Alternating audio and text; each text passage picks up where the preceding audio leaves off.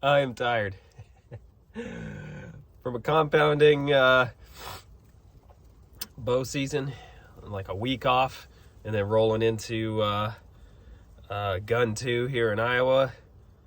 Yeah, I'm feeling it. This gun 2 for me was the Fill the Freezer tour. Bow this year with the traditional bow. That was fun, trying to learn and really enjoy the hunt. This was get the muzzleloader out, take some doe, put it in the freezer. Meat on ice, baby. So this is actually day 2. Day 1 was last Saturday, so I'm a week later, so I'm going to recap both of them here for you. Last week, I came down with a buddy. I'm hunting in Ringgold County, Iowa.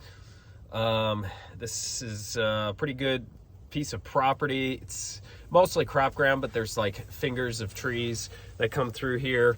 I've always seen deer here, so I knew that if I got doe tags here, it's gonna happen. So I got 2 doe tags and really was gonna try to get them both filled last Saturday, but some stuff kind of came up. The day got away from us, and so yeah, that didn't get filled. So the morning we parked on the far east side of the property and walked in the level B road. And let's see, the temperature that day was in the 20s, upper 20s, and it was just going to kind of float around 20s and 30s. So it was actually a little warm for December, but still cool in the morning. So we got in here.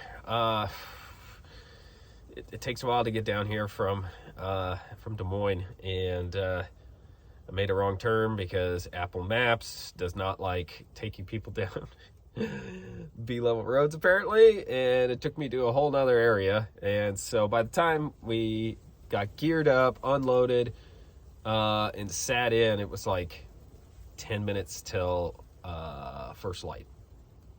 It is what it is. So I was shooting my muzzleloader. My buddy that was come with me, he was shooting a 350 Legend AR. Basically, he was in the same thought process as me. He had doe tags, fill the freezer. That's what this was for. So pretty much anything above a fawn was going to come home in the cooler. Let's see. We sat in there, got set up, didn't see anything at first light, didn't see anything at sunrise. And then it ended up being right around, I guess sunrise would be 7:30. I can't remember for sure, but I think it was right around 7:45, 7:50. But part of me is thinking it was like 7:35. So I don't know. Maybe it was right at sunrise. Saw 2 doe coming in from the north, and I just saw the one. And so I got the sights on her. She was a good sized doe. Getting ready to pull the trigger, and bang! Wasn't me. My buddy that was like 20 yards from me shot her. She ran like right in front of me. She was 15 yards in front of me and just stopped. And I'm like, did he miss? And she kind of just walked a little fast, and then just kind of came like 10 yards right next to me, fell over and died. So he got that one, and then there was another one that was right behind that just sat there. And while I was looking at the doe that just died right next to me, I couldn't get my rifle up on the other one, which was a little smaller. That one did get away.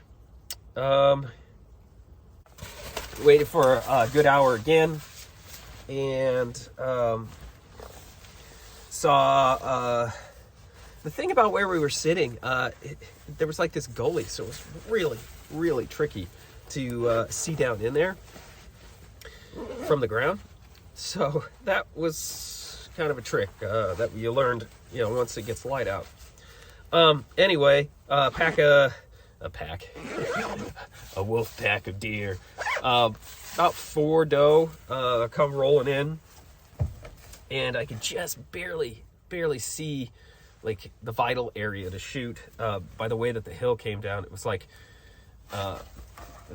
this corn cut off, and it was like vital area. So I'm like sighting at it. I'm just getting the crosshairs right on her, and just did a nice controlled trigger. Boom! They all ran. There was no wind last Saturday at all. We thought we were going to have to come in completely different than how we normally hunt, because the wind looked like it was coming out of the east, and that would have just blew our position, and this place is a little trickier to hunt when you're hunting out of the other direction. But we managed to make it work. So, like I said, no wind. So, giant poof of smoke from the muzzleloader. So the other deer ran, not like when a 350 Legend just crack and drops a deer. Yeah, so those other deer ran.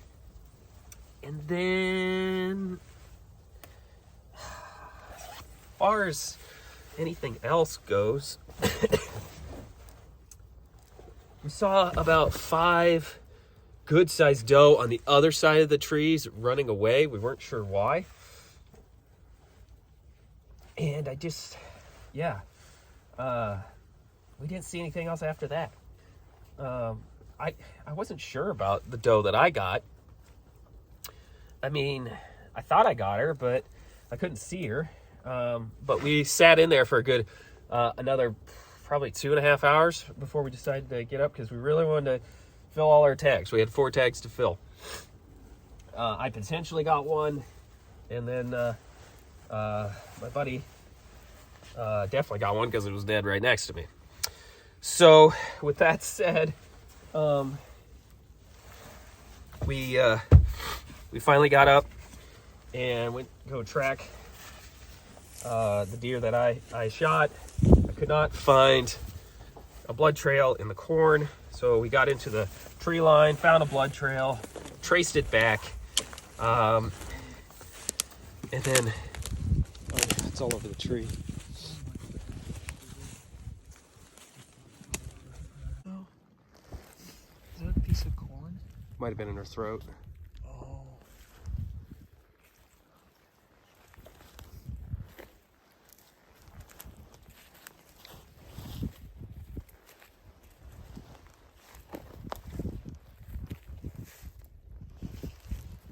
Blood. Where does it go from here? Oh yeah, there she is. Oh, praise the Lord. Praise the Lord.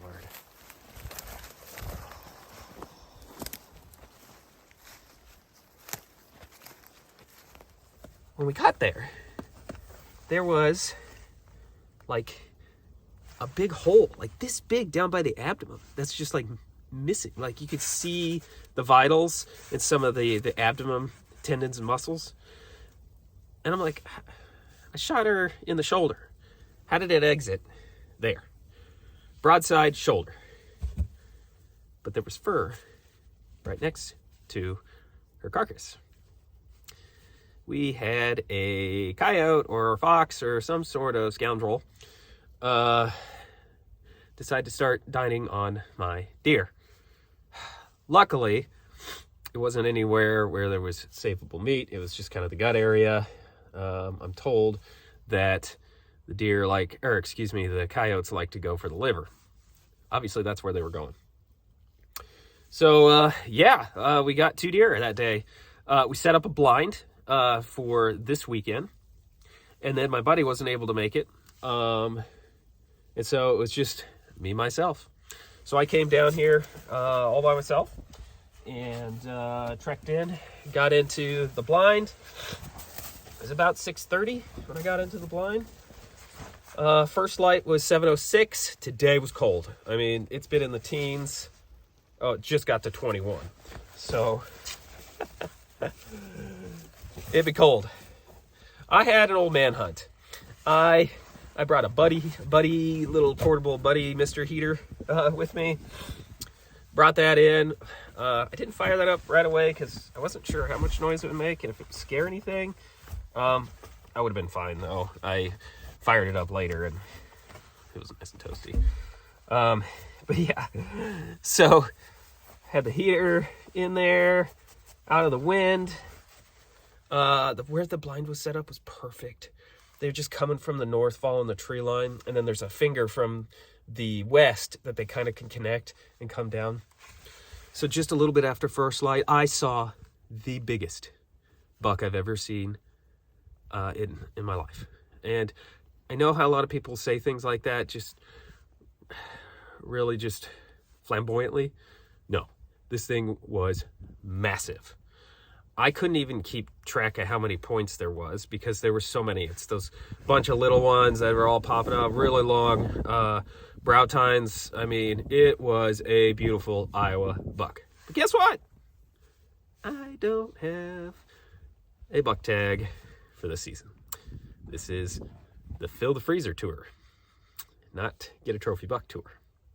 So I watched him come all the way in, walk right in front of me, 70 yards, broadside, slow as ever, had no idea I was there. And then I watched him mosey out to the south, to the neighboring property. I mean, it was pretty cool, but kind of crazy because I have a buck tag for late muzzleloader, and that's 2 days away. 2 days. 2 days. But that's how it goes. Some more time went by. Then I saw a nice little spike buck, and I'm like, yep, I can do that with a antlerless tag in Iowa. So I was getting ready, and he tucked back into the trees and went off to the west. I've never seen the deer do that before. Well, come to find out, later on, a bunch of doe were up there, and they all came out, and they all headed out to the south right in front of me. And there was 3 doe, one big one, a smaller one, and then a pretty small one. Pretty small one. I took a shot at the first one, and the other 2 just sat there. I think I got it.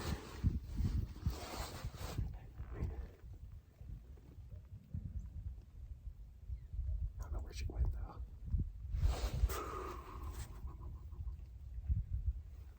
Yep.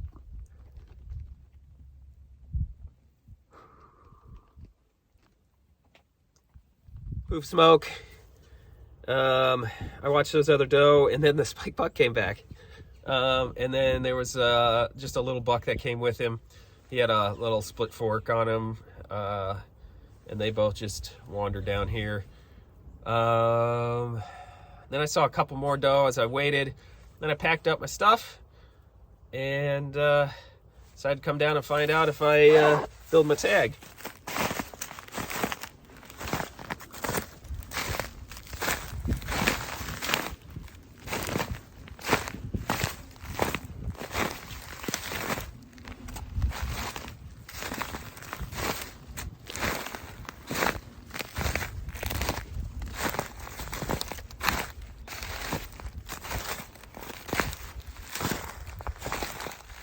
So I got down in here, I didn't realize there is a massive drop-off in these trees.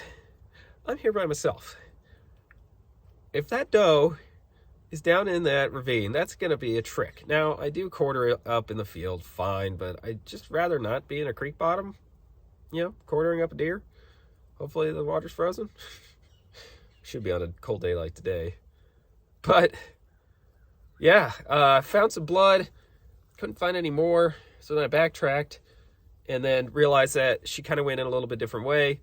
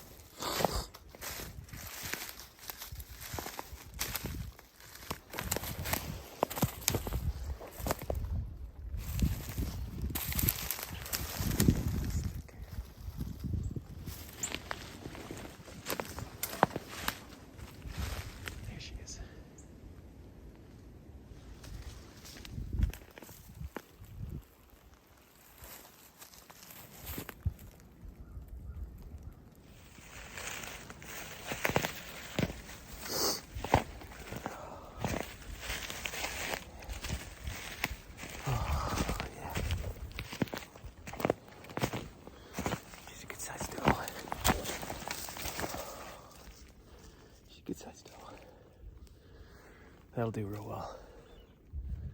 I just gotta get her out of here. Tracked back in there, and then I found her. She was a nice sized doe, bigger than last Saturday's. Very, very happy that I got her.